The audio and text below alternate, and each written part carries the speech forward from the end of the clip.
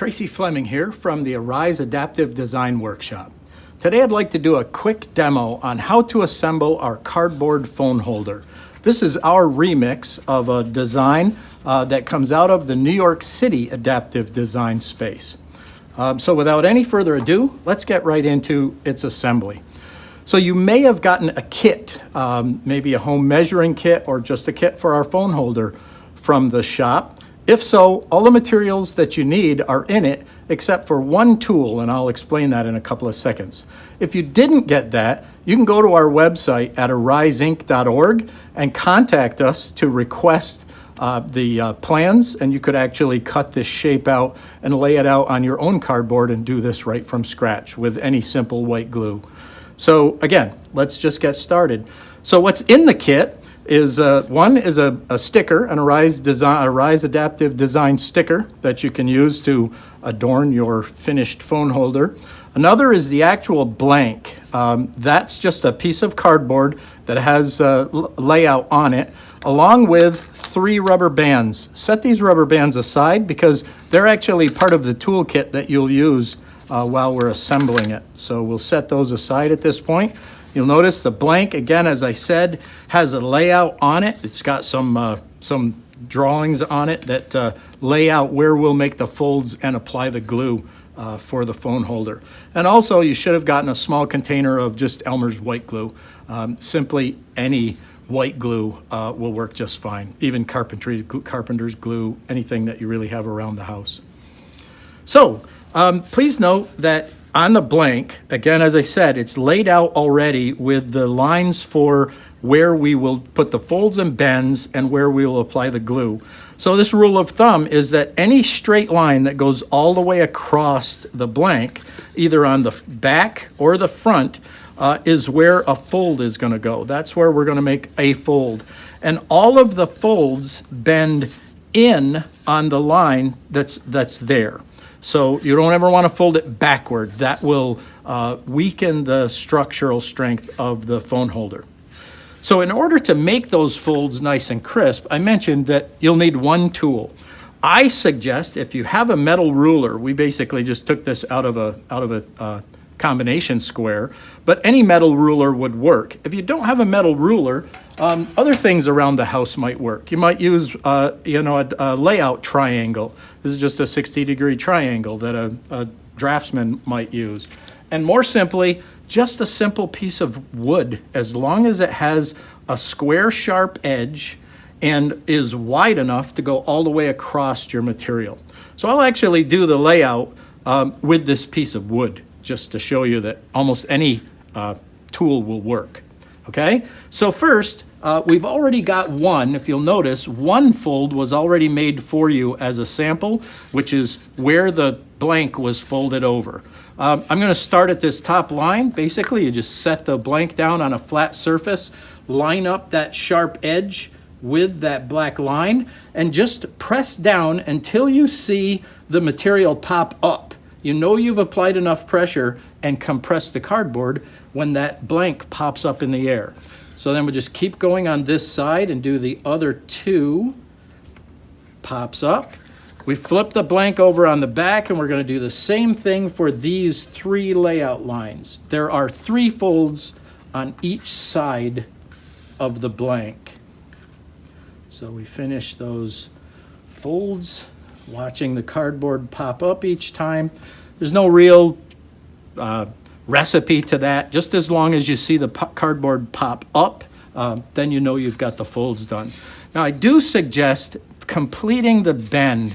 Actually, finish the bend up to like 90 degrees or maybe even more, anywhere that you've made that crease. That's going to help us as we're assembling the device later on.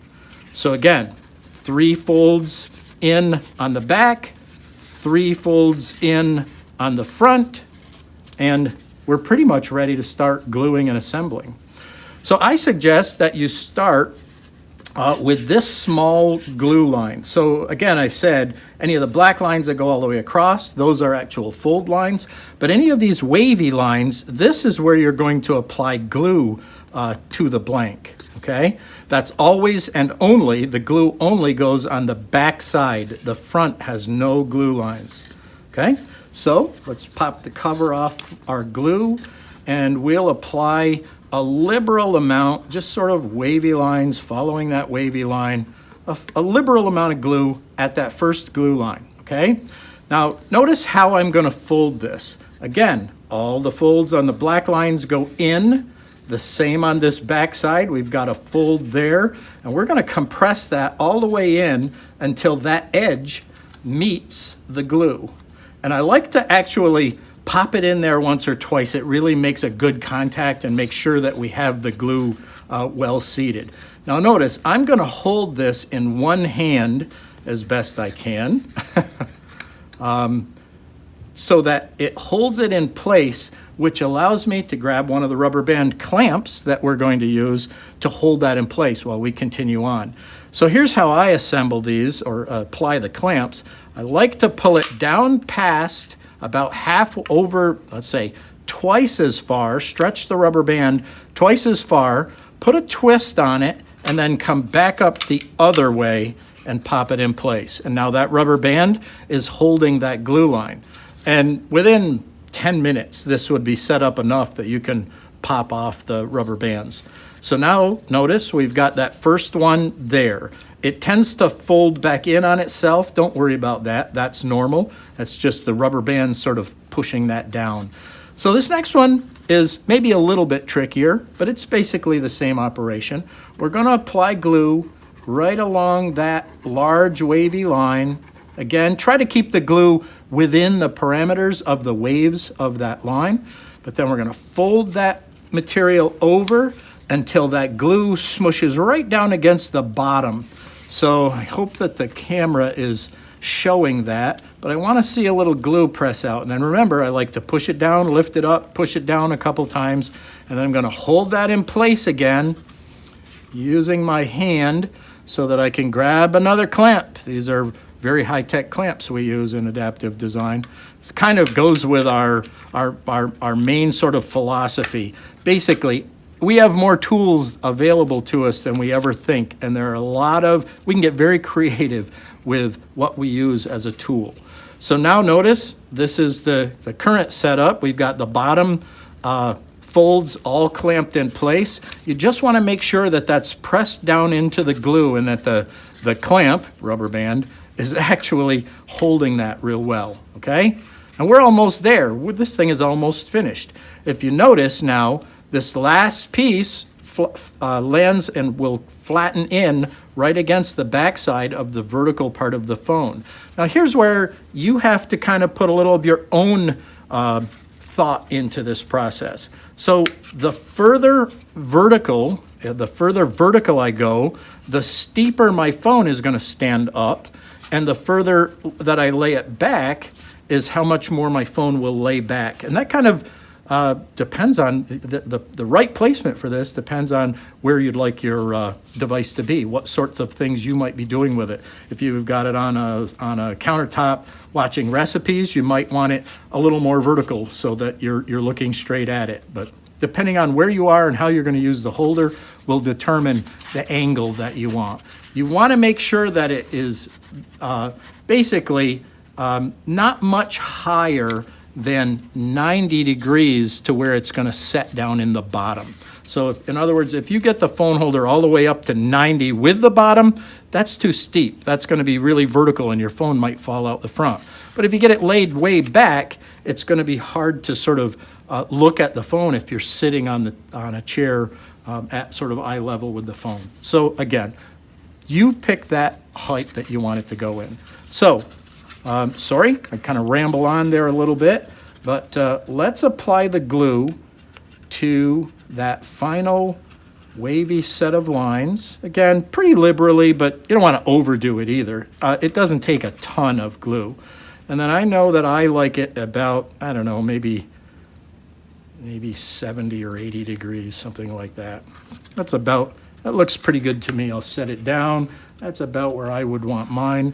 So notice I'm going to make sure again that the two pieces of cardboard are flat against each other.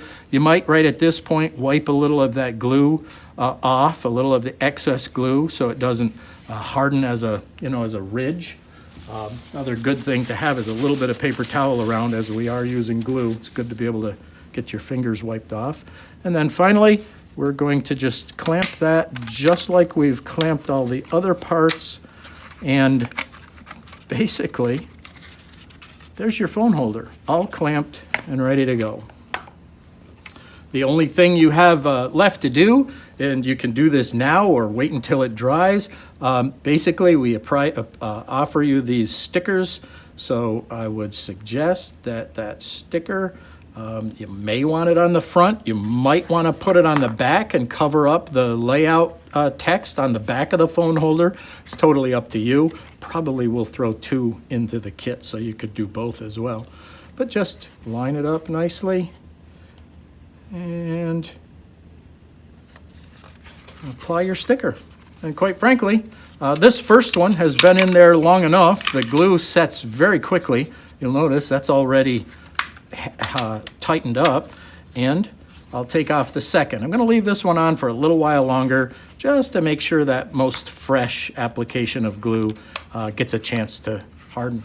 But there it is, folks. That's our adaptive design fold holder. You will be amazed at what we can do and make for functional items out of cardboard out of this shop. Please come and visit us or visit our website to see the many other things that we do in the workshop. Have a great day. Thank you.